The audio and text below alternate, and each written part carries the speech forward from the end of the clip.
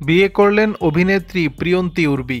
2024কে বিদায় জানানোর আগেই বিয়ের পিঁড়িতে বসলেন মডেল ও অভিনেত্রী প্রিয়ন্তী উর্বি। পারিবারিক আয়োজনে গত 27 ডিসেম্বর জীবনের নতুন অধ্যায় শুরু করলেন তিনি। জানা গেছে, প্রিয়ন্তীর স্বামীর নাম সালমান আহমেদ। বর্তমানে দেশের একটি জাতীয় দৈনিকের বিপণন বিভাগে কর্মরত রয়েছেন তিনি। ফেসবুকে এক স্ট্যাটাসে বিয়ের বিষয়টি নিশ্চিত করেছেন প্রিয়ন্তী সালমান দুজনেই। শুক্রবার 27 ডিসেম্বর গুলশান আজাদ মসজিদে অভিনেত্রীর বিবাহ কার্যক্রম সম্পন্ন হয়। বিয়েতে দুই পরিবারের সদস্যরা উপস্থিত ছিলেন।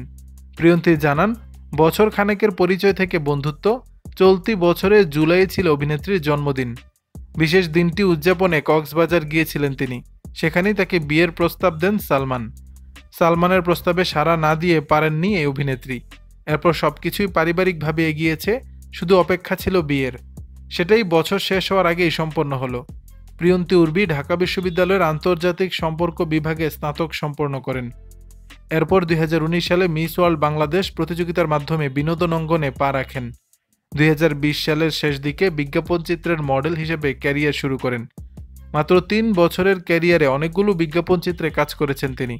পাশাপাশি কাজ করেছেন একাধিক নাটক ও ওয়েব সিরিজে। দর্শক, বিষয়টি নিয়ে আপনাদের মতামত জানাবেন নিচের কমেন্ট বক্সে।